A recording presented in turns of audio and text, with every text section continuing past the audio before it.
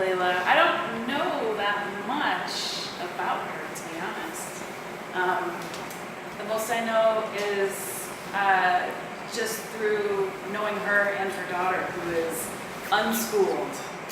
So that's the first time I ever heard the term unschooling was from Layla, and I came to respect her just as an advocate for education reform and thinking about education in different ways, which I thought would be your topic. But then when I read the abstract, I realized, wow, she's got this whole other bag of tricks that I don't know anything about. So yeah, without any further ado, this is Layla AbdelRahim.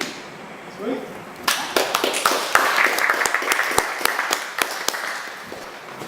Thank you. So, yeah, I mean, perhaps at first glance, the topic, the title, and the description do not strike you as something to do with education. And when we talk about education, it does not, maybe you don't immediately make the connection with predation and our food practices and our socio-economic and socio-environmental labor relations. But I'd like to invite you to reconsider that. And to reconsider the fact that also we have come to think of ourselves as these 21st century people with science behind us, with scientific thinking, scientific knowledge and information, more or less accessible to everyone to a certain extent. And so we don't think of ourselves as, say, the primitive people, the tribal people, who think in terms of stories and legends and making magical connections between forces of the universe. And again, I'd like to invite you to reconsider all that. And I'd like to invite you to think of ourselves and our scientific narratives as stories that we keep reliving and keep insisting on reproducing them through our children, with our children, and giving them to our children. And so what are these stories? What's the first story that will come to mind that has had an incredible impact on how we think and live, what we eat and how we relate to each other? Adam and Eve? Adam and Eve? Yes. Yes. Genesis. The Old Testament. That's something that comes to us more naturally because we think that this is a Judeo-Christian culture and there is that element, but there has been Darwin, and Darwin has told us that we could think otherwise. And what is the story of the Old Testament, the Genesis? How did the world come about? And that's the title of this presentation.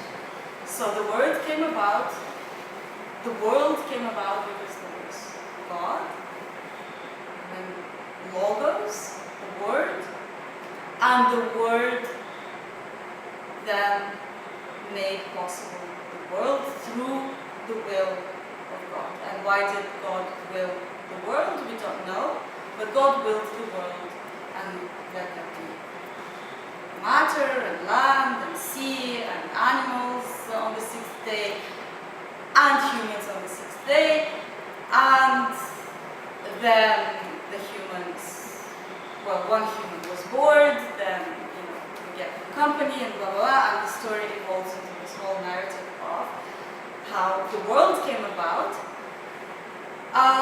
but also how the fall came about. And what is the story of our fall? The story of our fall is sin. The story of our fall is punishment. The story of our fall is that we came to this world as something that has not been intended. It has come upon us as a curse. And if this is the world we inherited as a curse, how are we going to live in this world? And then we are going to think that if the human being was created to rule over the animals and the birds, if we have fallen into labor and eating the fruit of our labor, that's civilization. We have fallen into agricultural mode of relating to the universe, to ourselves. Then this is a punishment. And there's a double edge here. There's perhaps the moral of the story was to warn us, but maybe this should not, if this is not the desired end, then this is not how we should relate to the fruit of our labor. What is the fruit of our labor? It's our punishment. And then there was another point of view. There are other stories of origins. Anyone knows any indigenous stories of origins? A couple of years ago, Luba, my daughter, she was 8 or 9 years old, we went to the MLA, the Modern Language Association convention in San Francisco. And they had invited, there was this whole session on indigenous Native American storytelling. And there was Babe Wilson, and I quote him in my book. So he started, actually he's the one who made me think of the relationship between our legends and our mythology of our origins and our scientific justification of the way we live and the way we educate our children. And his story is very different. First, he does not say first there was God and then there was the Word. He says first there was song. And the world came about because the song then had thought. And so when thought happened after there was song, there came life. And when life happened, beings started coming into being simply because they were beautiful. And so there were stars, and so there were birds, and so there were skies, and so there were humans, and so there was fish. And there was no reason for anything to be except for the reason for it being. And then, in order to continue the song and to keep giving the gift of life, then there had to be children. And Babe Wilson then dedicated the session to the only child who was at the convention, my daughter. And I thought it was really important how we are never satisfied with a story existing without an end, without a grammatical future, just simply for its own sake. That we constantly need a narrative. And how are we going to look at this? What is the difference between these narratives? When I started examining the narrative of evolution, the narrative of monotheism, and the narrative of wilderness, this is when I realized that for non-domesticated minds, the world exists for its own self. For its own self, for its own self. And not as a resource or as a reason for something else outside of itself. And the way we even think of scientific, our scientific knowledge is based on this narrative where there is a movement towards a logical end, and that logical end is domestication. And here we see how these stories, even though we think of them as opposing each other, as contradictory, such as the scientific narrative and the monotheistic, we see that in the end, they have, intrinsically, they're based on the same argument. That of a logical progression. Even when we conceive of things as going through natural selection that happens, it still so happens that the best species are the ones who reproduce the most. The best species are the ones who are most intelligent, that can adapt.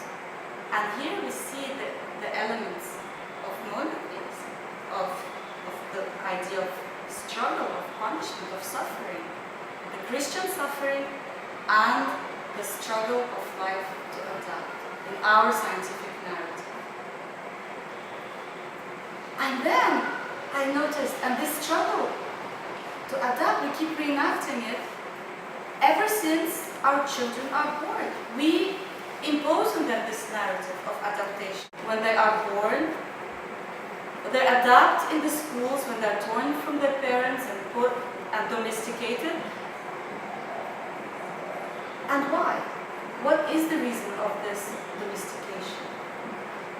Is to turn them into resources, to show them their place in this narrative, that they exist for consumption and to be consumed. So how do they get consumed? As labor force? As domesticated beings that no longer exist for the simple pleasure of being. They exist to struggle, to adapt to a system that will reinforce predatory relations.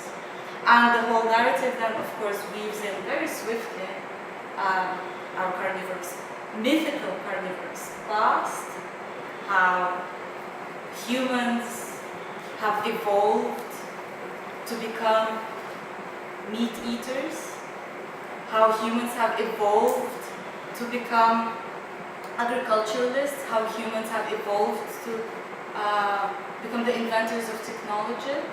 And in all of this, what we keep missing is that the very relationship to the need to have technology, to the need to have labor, to consume someone's labor, is very much linked to the consumption of the other as a rightful resource, your resource, the human resource. Humans have evolved to do like this, or God put humans on earth to consume and to rule, and to domesticate, and to live off the pain of their labor. And people tell me, well, you know, when you start asking these questions, it becomes, well, it becomes too painful to, you know, to revise. Like, but we have evolved, and why do we struggle? Well, our liberation as humans from these relationships of consumption, of labor, of despair, of predation, of being victims and victimizers at the same time, is actually, resides in the fact that if we see them as stories, then we are free to change our stories. If we see that we have, even if we have evolved to become predators, we can still evolve to become more sustainable cultures. that do not relate to each other and to their world in a predatory fashion. And so what would these stories look like? These stories could look like anything, like the story of origin that we were told that life was a song, or they could be stories that indigenous people tell with no moral, no progression, just simply an observation of the beauty of being. And things happen because they happen.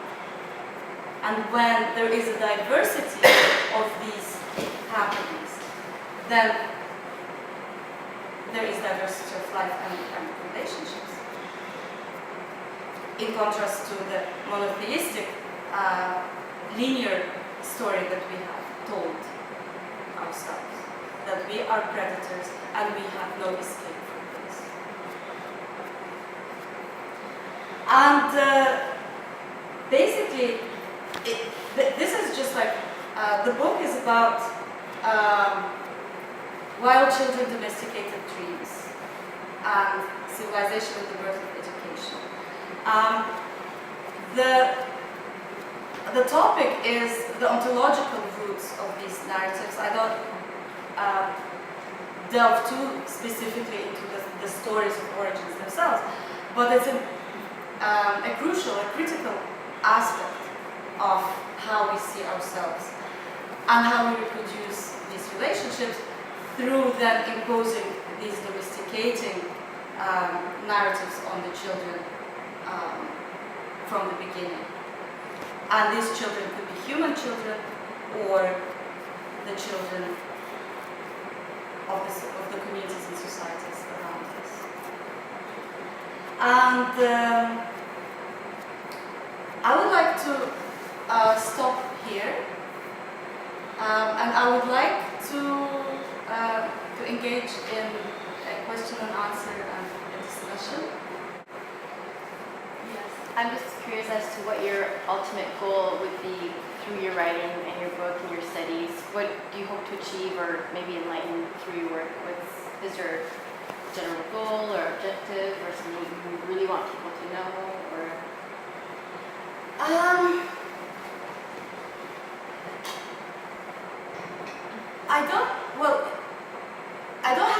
I cannot say that I have an objective for you, because that would be also imposing my vision of how things are according what's wrong according to me, to impose it and to tell you, well, this is what you should do.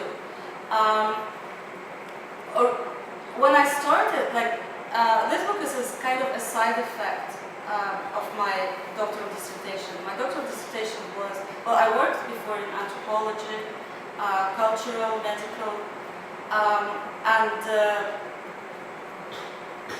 so my dissertation was mostly focusing on these narratives, basically narratives of illness and health, narratives of suffering. I did 1 year of research on female genital mutilation, and then later I compared to sadomasochistic practices. Is to look at, is there a difference on how, for example, a culture would impose a narrative of suffering and mutilation that is based on whatever legends, some say it's religious, it's not really religious, it's a traditional thing, but it's kind of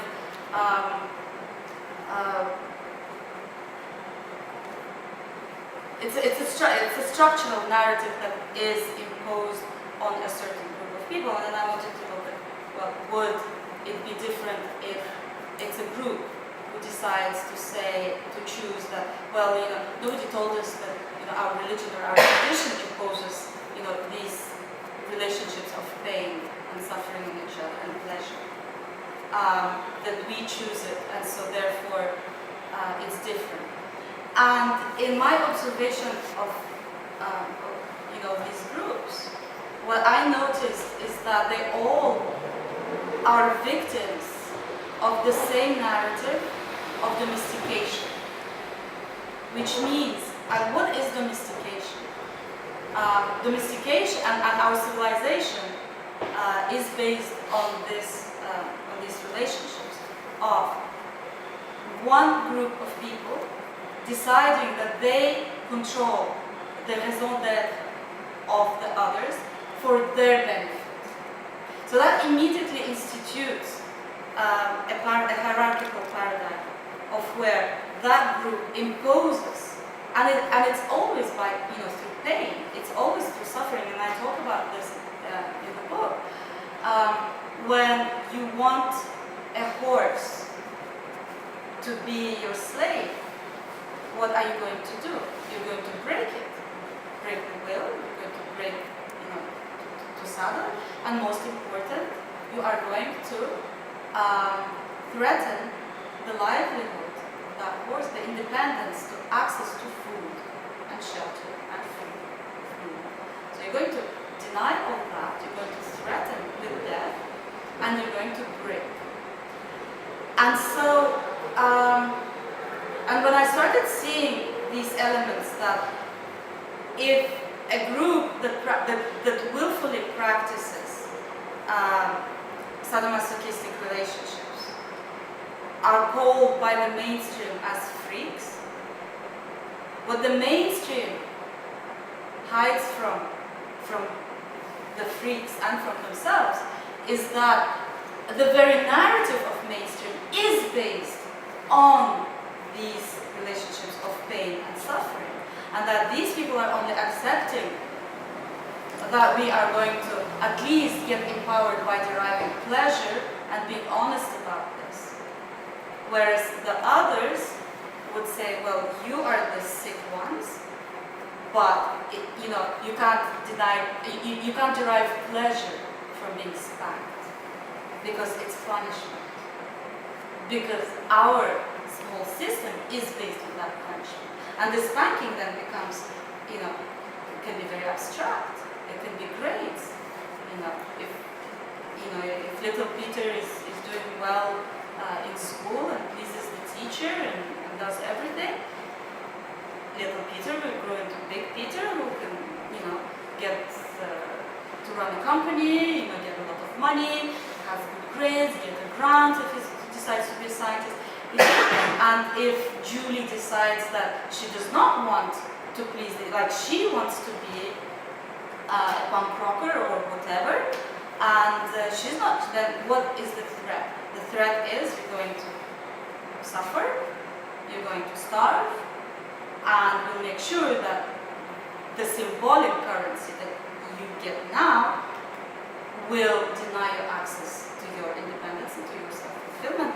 And if Julie says, well, but I love this pain, well, she will be treated, right? Because this should not be part of the paradigm. The paradigm is based on fear and suffering. And so my idea then is, if people start seeing these relationships for what they are, and what are they based on, they're constantly getting justified by our stories of origins, by our evolution. This is how we have evolved. What are you going to do with your kid? Your kid is going to starve and die if you're not going to do as everybody else does. Yeah? And what does everybody else do? Submit to a socio-economic paradigm that is based on predation, violence, and actually rape. Because the very first, and this I discussed at length in the book, the problem of rape and mass shootings or mass, in China, 20 kids were injured by a knife, you don't even need a gun. Why is this? And I say it is not a salvageable project. The school itself, as a project, is based on domestication, because part of how you're going to train a horse to be your slave, or a dog to be your slave, or a human to be your slave, is that you're going to not only deny access to food, but you're going to educate them to want, to be happy, to please, and to fulfill that purpose that the domesticated And the very first thing that happens is if you start thinking of these beings as your sources of labor, as your resources, then what do you want to do? You want to maximize your resources, right? How are you going to maximize your resources? You're going to force them to reproduce. And there's a lot of critique, for example, of, or stories, narratives of how all this happened, how we came to this. That, first, humans started controlling crops, they started doing husbandry, then somehow patriarchy came into place, and then soon enough there's like empires, and now obligatory schooling, and if we only educated people a little bit more, then there will be less war, maybe even no war, less rape, maybe even no rape, less hunger, maybe even no hunger. But what do we see? The statistics show us, things exacerbate. Wars, regardless of who's in power in Washington D.C., with each term, there has to be a new war. Regardless of how the so-called post-colonial states in Africa function, there's always more war, there's always more starvation. Yeah. And what is the motor, of all this? It's the fact that we do not revise the very narrative on which our relationships are based. That when you start thinking of the world as belonging to, existing in a hierarchical relationship and belonging to the owner, start thinking in private property, then immediately division of labor, and there you get the patriarchy, because if you need labor, women have to be controlled for their reproduction. There has to be more reproduction. Every agricultural society immediately increases its population. It starts growing immediately. Gatherer people, nomadic people, population growth, 0. Other primates, population growth on decline because of our civilization, because of our practices, because we are reproducing. The agriculturalists are reproducing and taking over. And so these narratives have such dire, and actually it's at this point where nobody denies, the state of the climate, of the forests, of the food production chain, of all the animals being slaughtered and producing more methane and taking territories for, to be fed. Energy, it's really urgent to revise the narrative. And so this is my, Isn't that part of the problem though, is that a lot of people actually do deny that? I mean, there is so much collective denial, and one argument that I hear all the time, especially when I go back home, which is like Midwest, is, kind of like you were saying, the narrative grows and grows and grows, and we see it here, and we see it there, and we see it in Africa, and this is our history, these are our origin stories, so with all that evidence, who's to say there is an alternative, and it's just like, that's the way it is, and that's the way it's always been, and life is hard, and just the idea of any alternative is foolishness. Yeah. There is still denial, but at least in the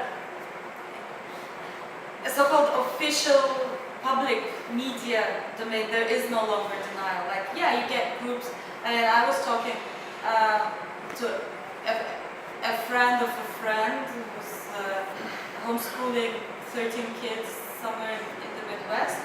And she's like, who are you here to even talk about education and domestication? You're like poor, miserable, basically you have no kids, and you have, I'm like, well, I have a kid. Or just one kid, like, come on. It's like, shut up. You know, and the narrative is still that God gave us this earth, God gave us plenty, God gave me, God gave me the sperm. I'm like, you have like bisexual reproduction, like how does it work? You have, like, you produce your own kids? No, like, me and my husband, we have the sperm, and that's like, you know, and that's how it's going to be. We're going to use it. Well, you know, then the Monty Python song comes, like, every sperm is sacred. It's like, to mine. And yeah, you do have people like that still. But even their official narrative, like when you look at the politicians, they come out, at least they cannot deny that if a Mormon is running for presidency in the US, he cannot say there's plenty of oil. Okay, you cannot say that. And once you start acknowledging that even that resource might not be renewable, then there is a general feeling of disaster. But what are the solutions? That is, yeah, that I'm with you, that's a big one. I don't have a clear picture in my head of this society based on this different kind of narrative. How would it work? That's my question. It's not that how it would work, but how it has worked. Because life on Earth goes back to billions of years. And that life was wildlife. That species and individuals within species interacted in a diverse manner, their own manner. There was no anthropology, there was no geography, environmental science, or ethology to go and observe and focus on one aspect and then write a semantic. You know, it was, and that life, we were part of it, and we are still part of it. That even today, in spite of the 10,000 years of the domesticating or civilizing narrative, there still exist people. More and more difficult because of us, because we have taken over. But think of the nomads, think of the gatherers. For the most, people have, and still today, you know, we have societies that, well, maybe the ones who were spared by civilization were the ones who were also hunting. Because the first ones that were killed, for example, when the Europeans came to North America, the first natives that were killed were the ones who were gatherers, vegans, fruitarians, vegetarians. And the ones that the Europeans wanted to trade with were the ones who had some skill in killing. So they kind of collaborated in showing where they could get fur, where they could get fishing, where, you know, you see. And so if you start looking around, the relationships in the wild have existed, still struggling to exist, and that the only thing that is killing this diversity, destroying the species, is monocultural narrative, our civilization. But you always have, between the species, all the way up to us, you have this relationship of victim and victimized, or victim and victimizer, right? This is one of the stories. This is one of the stories.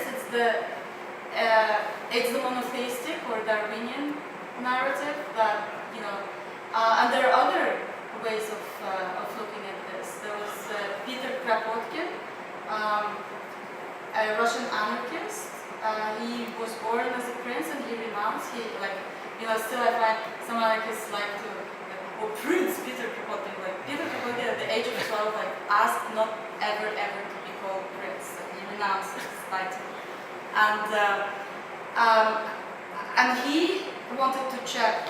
He actually, his responses now included officially new editions of Darwin's writings, you will get Peter Kropotkin's response that the narrative of struggle and competition is not a fact of nature, it's a fact of the observer coming from Great Britain, an imperialist power, observing breeders. Darwin drew his conclusions from breeders. He drew his conclusions based on domesticating practices of rape. And Peter Kropotkin went and did his studies in Siberia, in the harshest of climates, and he said, I did not observe, and he has a wonderful writing, you could read it. He observed solidarity, cooperation, and empathy. That is the basis of life, not struggle or competition. And so If you have a cheetah that eats a gazelle, it's good for the cheetah, it's bad for the gazelle. are you the gazelle or are you the cheetah? You're a primate. I'm not. And so you're not even supposed to look and say, oh, cheetahs and gazelles. Cheetahs and gazelles don't domesticate each other. They don't ravage the environment. And still, But humans deciding to follow a narrative, to make up a story that we are cheetahs. And they make up these stories, how cheetahs are, or the wolves. The wolves is like complete mythology of what wolves are according to the civilized. Has nothing to do with wolves, the matriarchal, the solidarity, the intensity of cooperation, how little predators eat. That again, I talk about this research in the book. It's part of this invented story because we as primates sleep much less. We are supposed to be hanging on the trees and just like having fun. that would be bad. So what? Primates don't eat? No, I'm saying that like our life involves more than just hanging in the trees having fun. Part of being alive is deriving energy from the environment, and that comes from other living things. At a cost to those living things. You see, that's a narrative, that's a story. It's a predatory story. Because I also talk about that, how energy gets miscalculated in the predatory narrative. That in domestication, there's a lot of hidden cost, and that is why it is not viable. It's not sustainable, because predation requires, and this is where also patriarchy and rape comes in, because the minute you start exerting energy to hunt, you need to have outside sources of labor.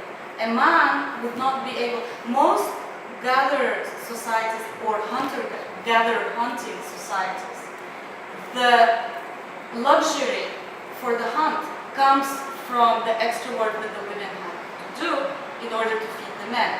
So that already, and so by doing that, the women are not free to go and enjoy themselves as much as they would have, because they have to labor for the men. Already gender bias and parasitism starts getting installed right there in hunting.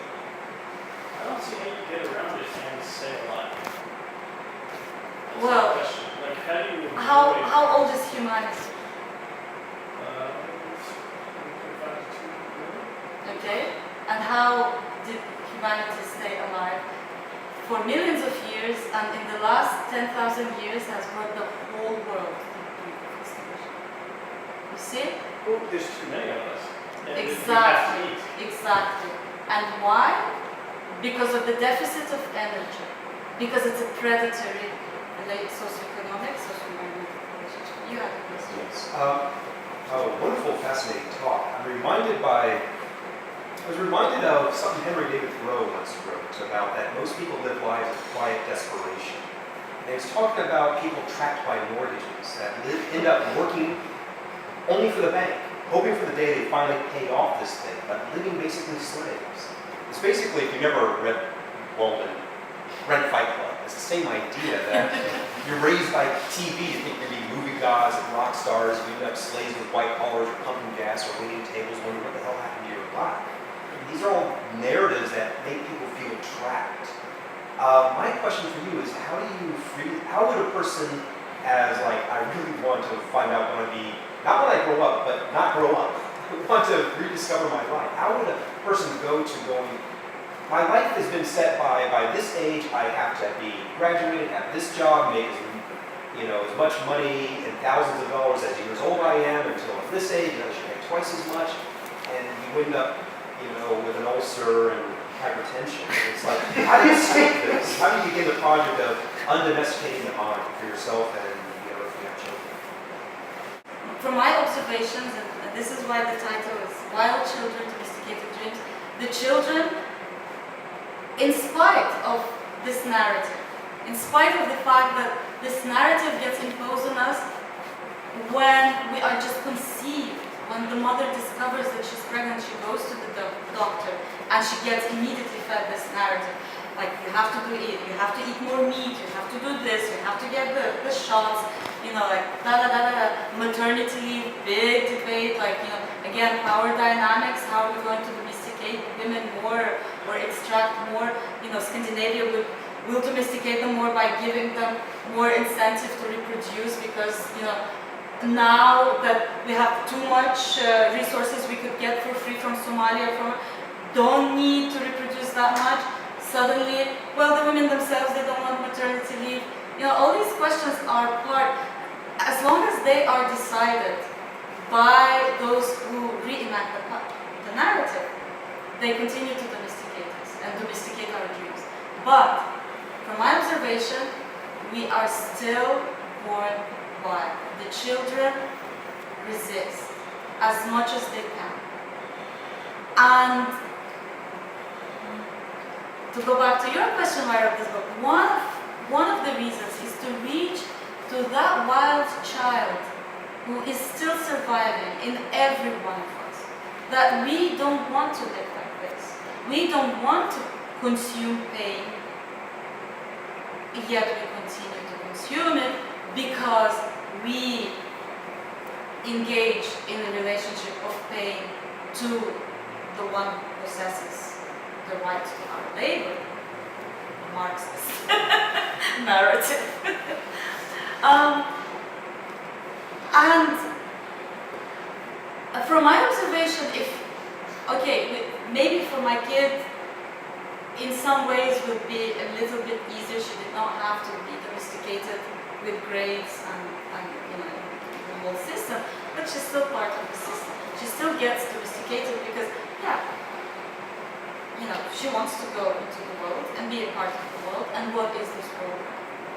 It's predatory for the most part, but not. There's a lot of resistance, organized, conscious, maybe not as as great and healthy as we would have liked it to be because the world is suffering, but it's there. And one of the big things that we could do for ourselves is to start relating to this world in this wild relationship. If you exist, you exist for your own pleasure of being. If a flower exists, it does not exist for me to take it and give it to my loved one. It exists for its own beauty, for its own being.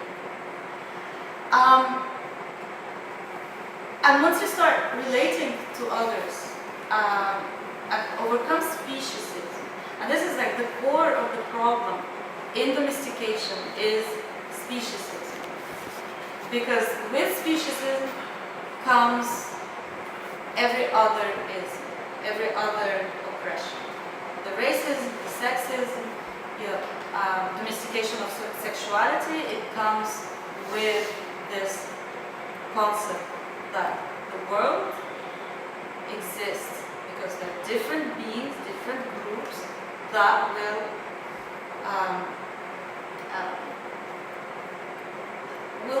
or will fulfill a certain purpose. And once you start your grammar, like you don't attribute this anthropocentric reason for species and for the existence of others, then all the differences, they don't matter, they become interesting. They become part of what gives us life, because our life depends on diversity. It depends on the fact that there is enough clean water, trees and animals and insects and everyone relating to each other in a symbiotic fashion and not parasitic.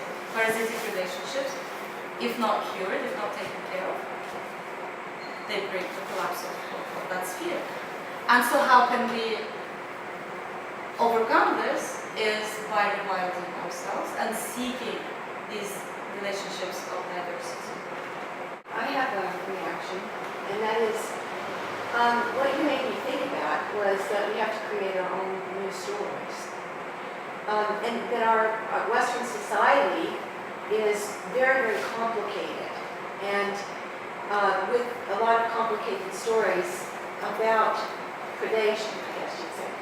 So in order to change that, I think that the challenge of our age is to change the stories, and we have to create those stories ourselves. But human beings have created different stories in opposition to predation. And like communal living, for instance, and experiments in communal living. That's one example of human beings creating a different story. David Suzuki is creating a different story, because when he talks about nature, he talks about the reciprocality of us, of the reciprocity in nature of all of us, and that we are primates and we are a part of nature. And so part of the story that we, I think, need to create is the story that we're all in the net, and that whatever we do influences everything else that's being done, and that needs to be part of our story and our consciousness raising. And I think that the more that we talk about a new story, the better off we'll be, because we'll be helping each other create the story. Yes and no, but the problem is that to create this story, it's still an imposed story. By starting relating, communal living, who is included in that community? Is it still anthropocentric based? If it's anthropocentric based, then it's still, the space is still engineered, is acted upon by humans for human use. So there's no diversity there. Once you start including in your stories, in your conception of your relationship, of your community, that which you do not even consider life, as, for example, Kalasa, I quote her here, when she walks, why am I a pagan? Why I am a pagan? She writes how, even the flowers are people. Even the rock. She looks at the rock, and the water brushes, and the rock exists for its pure pleasure of being. She cannot know why it exists. She cannot even say that it exists to please her eye. It is pleasing simply because it is. And that is part of her community, that rock that is considered alive, or that the Europeans came and said, oh, it has gold, well, therefore it exists for this purpose because it has gold. It's now our mining pit. So it's, if you start including real diversity in your thinking of your community, then you overcome. Otherwise, the story becomes the same. How do we engineer, how do we organize the space for humans? And that is a predatory relationship that is not sustainable, because you would always need to use more energy to domesticate to get more energy. It's a complicated thing that you're talking about, and I'm not sure if I get all of the, I'm sure I don't get all of the different details of it. But I'm, in my thinking, in what you've said so far, I'm trying to react to the other people who've asked questions, who've reacted and have asked questions, like, in the blue, the guy in blue, Zach, and you, and you, and you. We see what you're saying is, here's how I interpreted what you're saying. So, okay, because you were asking if we have questions and reactions, so Yeah. if you want us to talk, then Absolutely. what you're saying is that the natural course of nature is that some animals are going to eat other animals, and that some animals are going to eat grass. And so the grass who's there and who's happy to be growing is also going to be eaten by the animals. Okay? And so what you're talking about is a reciprocity. You're talking about a natural reciprocity. So that's how I'm putting together what you're saying. And I'm putting that together with what you're saying about diversity. And I'm sort of reframing it. I'm reframing it in a different word, and that's reciprocity. That's not reciprocity. That's a predatory narrative to justify our own predatory relationship to the world. I would And that disagree is, with that. no, it is a predatory narrative because it tries to paint humans as predators. But humans aren't even in what he said, so is it possible that you're adding an No. extension Humans- narrative to like a very simple observation about Well, the simple life, yeah. living on life, and like life and death being The part simple of the same observation cycle? is that primates are frugivores for the most part. Folivores in those places where there's not enough fruit. Folivores, which means they eat greens, but actually frugivores. And you find that human children, when they're born, they nurse for years, like the primate children, and the first thing they like is berries and fruit. And then our narrative, our doctors who have studied the narrative well, will tell the mother you have to introduce meat because your child will die. The fear-based predation. One second. So this is if we observe simply just the primates. If we observe the relationships in the wild, up until maybe even only 100 years ago, it's the big collapse in the ecological balance happened right after this massive conquest of, by the Europeans, of the Americas, of Australia.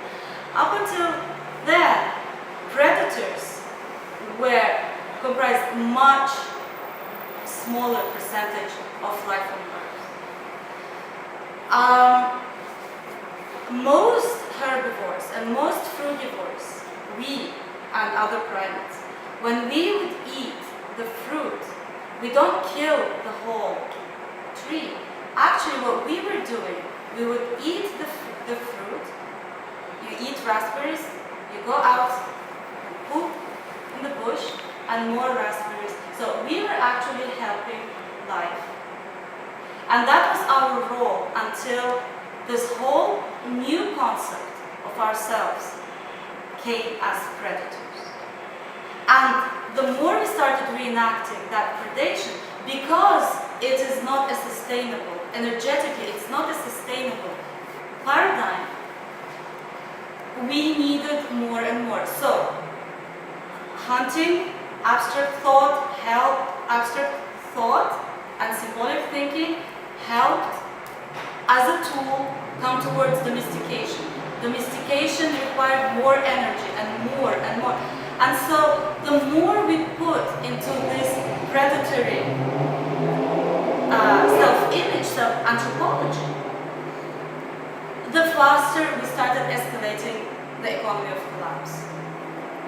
Okay? And this is where, and if we continue like this, well, there will be no life on Earth. No, well, good for us, but it's really sad for the animals who chose not to reenact those kind of relationships. And so when you start thinking that it's the focusing, the accentuation of predation as a narrative is a political tool, is a political strategy. It can be. It is. But if Because most people have not lived, except for this civilization that is based on the Middle Eastern domestic. Most people around the world still continue, and well, they have been killed by our civilization, but they still exist. So, and if we don't let that narrative prevail, monoculturalism will consume itself because it is not sustainable. You had a question, then. You said it's like a quick clarification of honesty and a question. Would you be then saying that so the interpretation of the cheetah being the gazelle is good for the cheetah and bad for the gazelle, but that the judgment, the actual thought that it's good for the cheetah and bad for the gazelle, that whole judgment is bound up in predatory lifestyle. Is that, I guess from what I'm hearing, you're sort of saying that, in nature, it's not good or bad, it's just nature. That's just what happens. Yeah, We're but it also, it happens the way how we narrate it, how we focus, what we focus on is the fact of the cheetahs eating the gazelle, okay? And so you start celebrating the cheetah, and this is part of nature, the gazelle gets eaten. What is left out is that there are much less cheetahs than herbivores and predators. Much, like in nature, much less. They eat very rarely.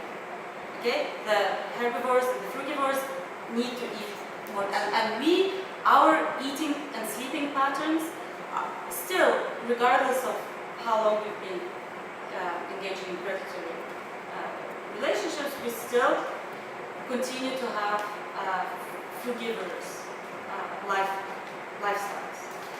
And so, for the cheetah, when they get a gazelle that is either old or sick,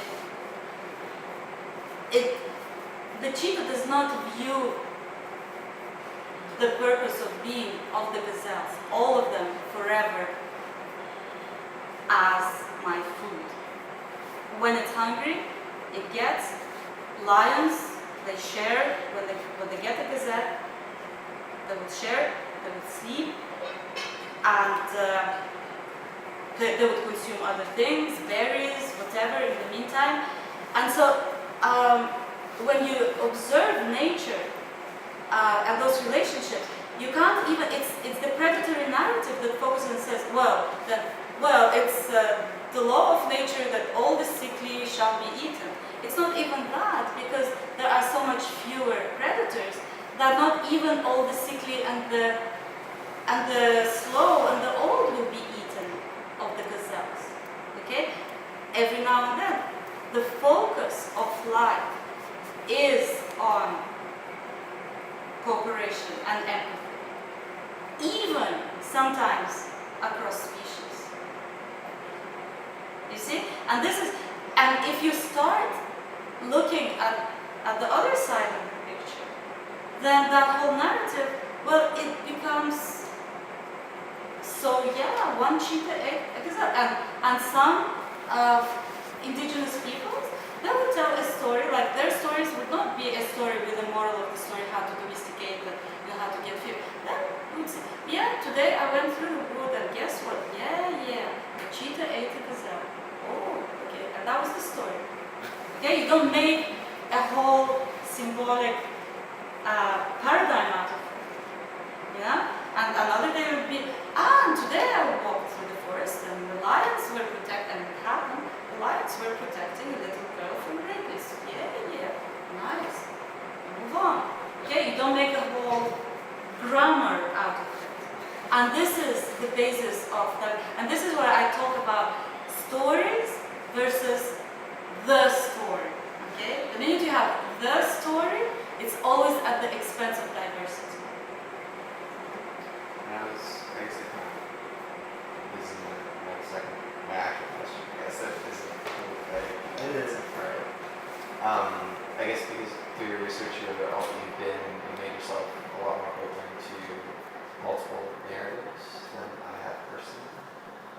I was wondering if we've related predatory narrative and we've related predatory narrative to Western culture as well as to a narrative of domestication. I was wondering if you had yourself run into any narratives that are interesting to you because they stand out from a baseline of predation or domestication. Have you run into any stories that are cool to you? I guess because they are different from that and they run counter to it. Yeah, well, in my dissertation I discuss because part of my problem is also accepting and dealing with language, because language is part of what structures us. And again, I mentioned this thinker, John Zerzan.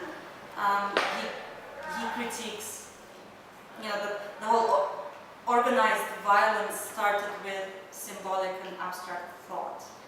And so, for him, that kind of déclenché, the whole civilization, propelled the whole civilization project.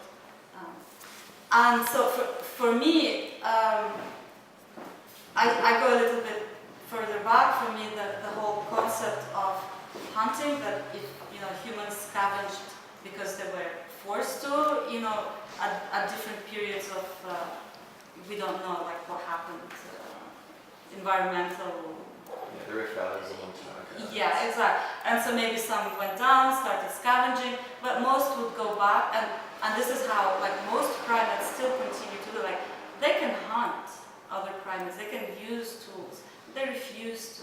And the minute they can go back to these relationships of diversity that are much less costly, they go. And Jane Goodall noticed that in the Gombe, where the chimps started waging war against each other. She realized that it was because she was interfering with feeding them. The land was taken for agriculture and cities were sprouting. The minute she started working with local populations to give back to the chimps, back reforestation projects, the conniving violence between the chimps themselves decreases. The reliance on hunting decreases. And so, those relationships are also fueled by our civilization. And so, the whole concept of language, to me, is a problem itself. And literacy, I also talk about that in my dissertation. There's a big problem with literacy, how it fixes these relationships of predation, and not only language and grammar, but now we have written texts that, basically bind us. And still, back to your question, in spite of that, there are some stories, even written, like Tove Jansson's The Moomin Trolls, originally intended for children, but they're good for any age, any profession, for you, for me, for all of us, that are so full, that embrace chaos and this acceptance of the universe with such an incredible understanding, non-judgmental acceptance, diversity, of relationships that are being there, that it's a written book, and yet it keeps moving on with the chaos. It's interesting. It's a lot of it is pictures too, and in the neutrals. There's a lot of the story. Well, I was talking about the novels. Oh, okay. Because she has Yeah, picture just books, and novels. but the novels are incredible. And so that's one, yeah. I think we'll give us a Oh, question, yeah. and then I would like to say something, and then we're going to serve food, and then continue the conversation while we eat. Okay. My question concerns curiosity Mhm. and the making of stories, because I mean, especially in children are sort of innately curious, and inevitably, when you are curious about something, you want to know how it works and what happens in order for whatever it is, how that works. How does a forest ecosystem work, or on a simpler level, how does anything work, right? And so you're going to create stories through your curiosity, through wanting to know what's in front of you. Is that not an innate human? No. Because if we want to learn how the forest works, you go to the forest. You don't read a book about it. No, exactly. And then you go to the forest and you observe. And you observe. And you observe. And you can tell see yeah. that there are wolves and there are deer. Yeah. And that But you don't see everyday wolves and everyday deer. You see different things. So every day and every time you come back, it's just like, the cats. The cats tell each other stories. They go and, one cat peed on the, marked one tree, all the other, like email messages, all the other cats go and sniff, then they go and sniff the cat, and it's stories, where you've been today, ooh, sniff, sniff, okay? And it's always different, right? We are no different. You go to the woods today, you see a gazelle, if you're in Africa. Most probably, you go to the woods today, you see a guy asking you to pay a ticket. And then you go back and tell the story. But will that guy with the ticket be there tomorrow or not? Well, that's part, like, in a diverse, healthy environment, most probably you won't see that guy again for another year. Okay? The next day you will see a wolf. The day after you will see a squirrel. And they will be engaging in different... And so, you can never draw a grammar. And this is what I talk about in this, that it's not even the stories that are important. The stories are important so far because we've been domesticated by the stories. But how we really know the world is only by feeling the world. The only way you will know how to live in the forest if you know what to expect. And what to expect is when you tune in and you understand. And that every day this relationship is different. Today the wolf is hungry, tomorrow the wolf is your friend. Okay? And you can never make a grammar out of it. You can never go every day and expect that the wolf will eat you or that the wolf will always be your friend. These are relationships just like, in our societies. These are the relationships that we should be living. Okay? And once you undo yourself, your grammar from those stories, then you can tell the story. And you can share the story. It's part of who we are. But it will never be the story. Okay? And this is what the education system as a project takes the kids away from the world, away from empathy, and gives them a story. And tells them that actually we have different stories, but it's all the same story. Because we have no escape from it. We are doomed, according to this narrative, to our genes, to our biological evolution, or we are doomed by the wrath of God that put us on this earth as punishment. And so we have no escape. Once you undo that, well, there is escape. It's really hopeful. According to me, maybe it's my story. I want to share it with you. That's why I'm here. Yes. So I just I didn't mean to shut everybody down, by the way. If other people have questions after I've spoken, then feel free. But we will be serving food, and so we do hope people will continue to engage in conversation. I just finished this book, which David lent me a couple of weeks ago, called Ishmael, and I know that you've read it. And so basically, at the end of the book, Ishmael was written by Daniel Quinn. It was written like some 20 years ago, and it's a conversation between a gorilla and a 40-year-old man who just really, sees clearly that the world is going to shit, and is wondering, how he can help prevent, collapse. And so he embarks on this journey, this wonderful dialogue with this gorilla. And so, in the end, this is basically the dichotomy that's drawn. It's like there are taker people and there are leaver people. And taker people are the civilized, the agriculturalists, the patriarchs, the patriarchists, and so on and so forth. The leavers are the people, usually oral traditions, who they're not necessarily, they don't not practice agriculture, some do, but they don't impose it on everybody else. And so, yes, cheetah eats gazelle, but cheetah doesn't enslave and slaughter all the gazelles, which is the dominant, story in our time, is that we enslave, dominate, crush, extinguish whatever it is that stands in our way, whether it be because we're just afraid we're not going to get enough, and so on and so forth.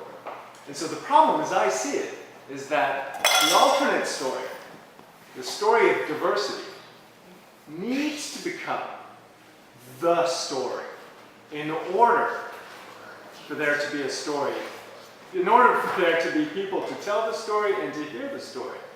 And that's the problem. Because how do we enforce this story? And the moment I start saying, how do we enforce it? How do we make it? How do we get it out there? How do we disseminate it? How do we get most people to see the world as I see it? Then we're fucked. Then we're back to the original, I will impose my will on you, because the story of Adam and Eve, as I see it, is a story of disobedience. And which is why, like, our education system, as I see it, is a system that seeks to destroy our will and to get us to obey. And so again, how do we all collectively disobey? And to create our own stories is hard work. It doesn't just happen, overnight. A lot of pain has to be felt, and then you have to meet the right people along the way who can, present you with the thoughts, the beliefs, and the behaviors that you need to change and take on, in order for your life to change, and so on and so forth. So this is it. This is the problem as I see it. And so perhaps you have a solution to that. But how do we get this narrative, which is so appealing to us, which is based on cooperation, or which emphasizes the cooperative element? How do we get that to become the dominant ideology? Yeah, it's a really good question, and because I'm glad you brought up the book, because actually I have it's a really great book, but it has some really serious problems. And the problem is, of course, the fact that all of us, our interests are vested in the cycle of predation, in this pyramid, and we occupy a specific niche, and some of us occupy a niche where they benefit a little bit more than others. And part of the problem of the book is, again,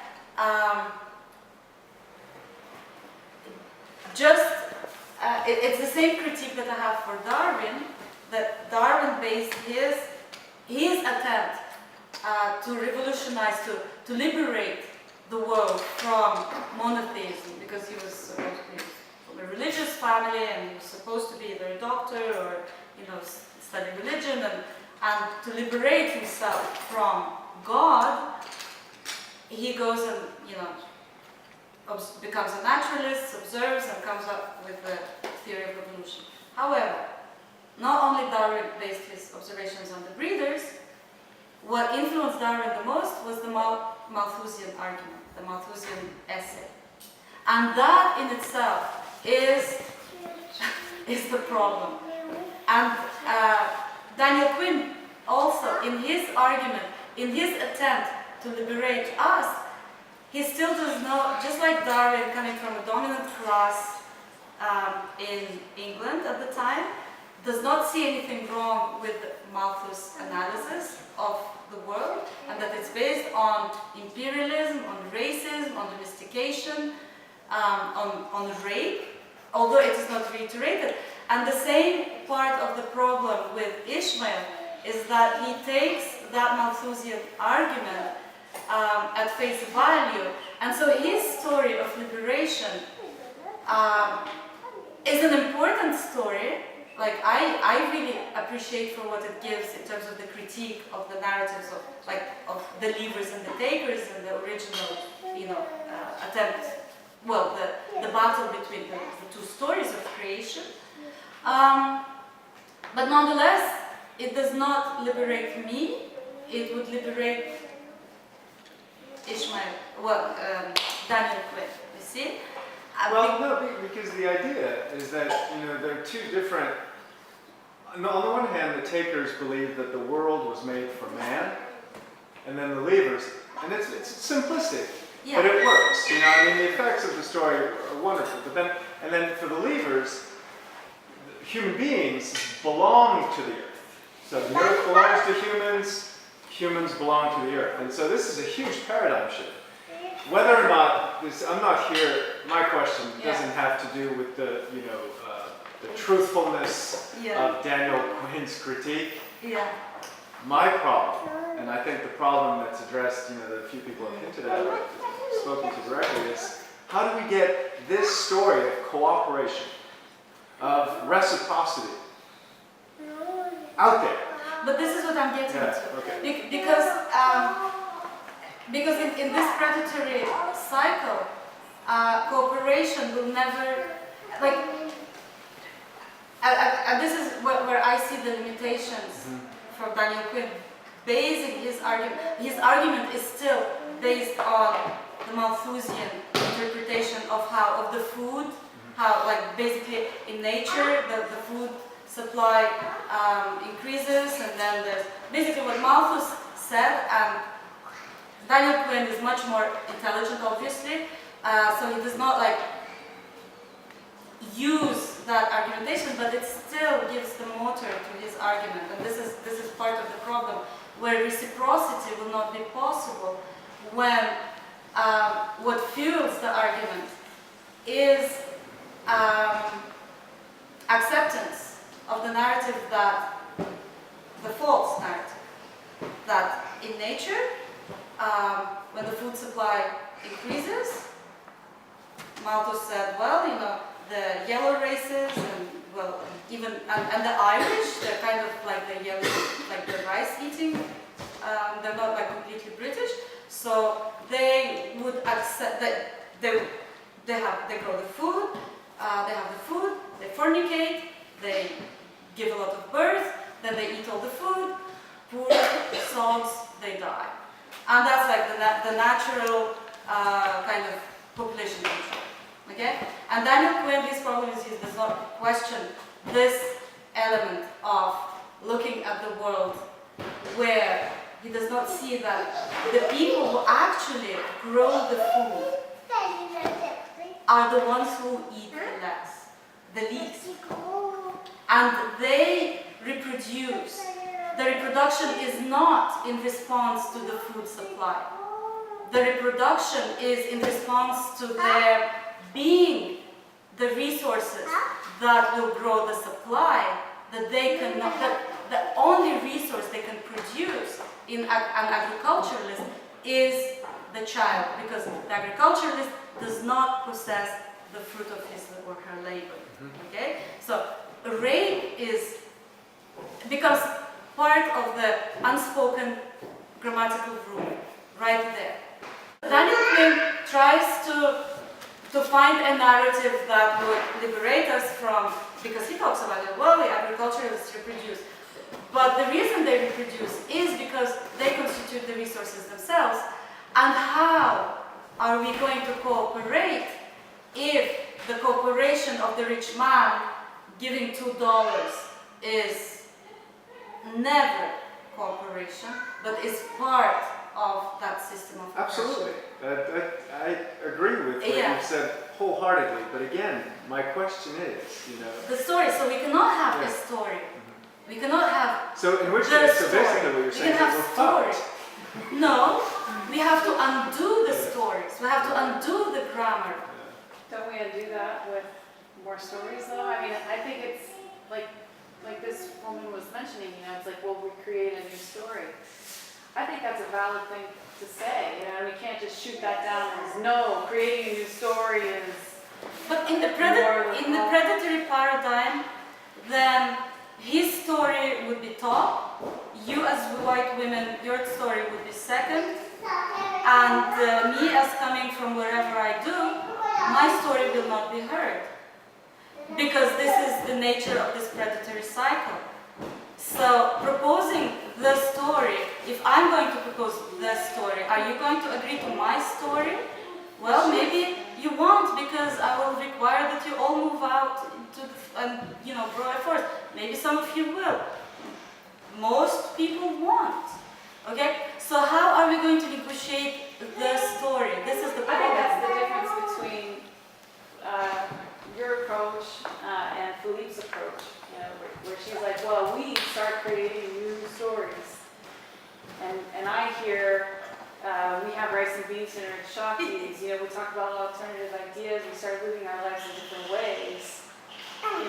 And Philippe says, how do we get that to be the story? It's like this difference of living differently and interacting differently with your community and telling stories. Well, it's a bit of Philippe left. I don't like to talk. I like to talk about when he's on. Yeah, okay. I'll talk.